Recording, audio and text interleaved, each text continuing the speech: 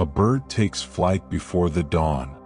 Wings stretch into a sky that has yet to wake. No stars, no sun, only silence. Yet it moves forward, not because it knows, but because it trusts. It flies not by sight, but by memory, rhythm, and something softer. The pull of becoming.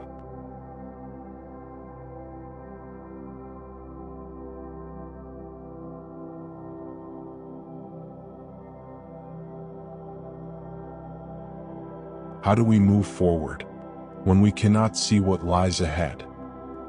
What leads us when every map goes blank, when our certainties dissolve, and the familiar world becomes a fog?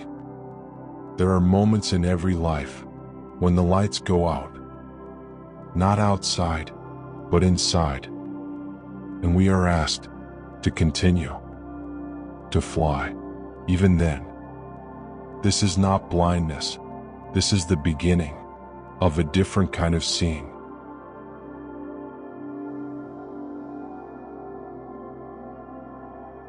In a tale whispered through the sands, a traveler once walked across a desert, but only at night. The sun was too fierce, too merciless, so he moved by starlight, by the gentle logic of the sky. One night a storm came.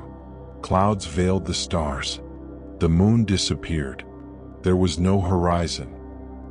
Still he walked, step after step through darkness, listening more than looking, feeling more than knowing.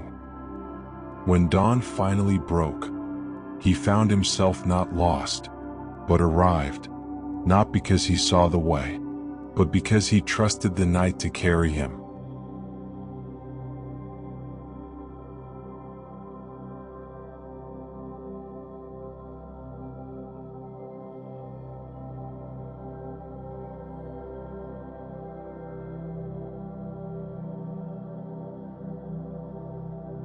We often fear the dark, the unknown, the times when clarity vanishes, but sometimes the absence of light is not a punishment, it is a preparation.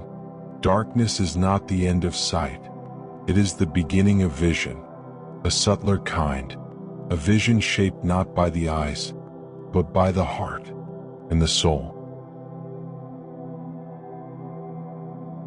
The Tao Te Ching says, "A good traveler has no fixed plans and is not intent on arriving."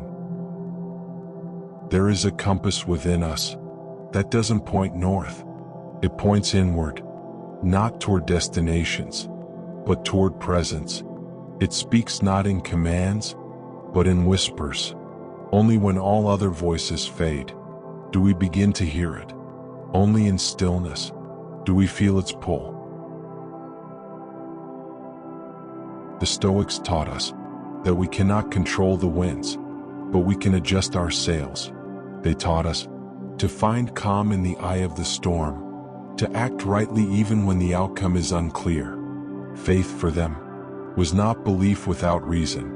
It was strength in uncertainty, to live without full control, and still live with full courage, to keep walking, keep flying, keep becoming, even when the sky turns black. There is a moment in every journey when we must put down the map, when logic no longer leads, and the old paths no longer apply. In that moment, we become something else, not navigators of a known world, but pilgrims of the invisible.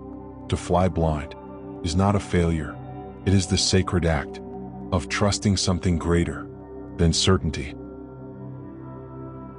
In Greek mythology, Theseus entered the dark labyrinth, not with a torch, but with a thread, a single fragile tether, to help him return. We too carry threads, memories, dreams, instincts, soft echoes from our future selves, pulling us forward when we cannot see. Perhaps it is not the light that reveals the way. Perhaps it is the darkness that reveals what we truly trust, what we are truly made of. To fly blind is to remember that the journey was never about the view, but about the motion, the surrender, the willingness to move, without needing to know.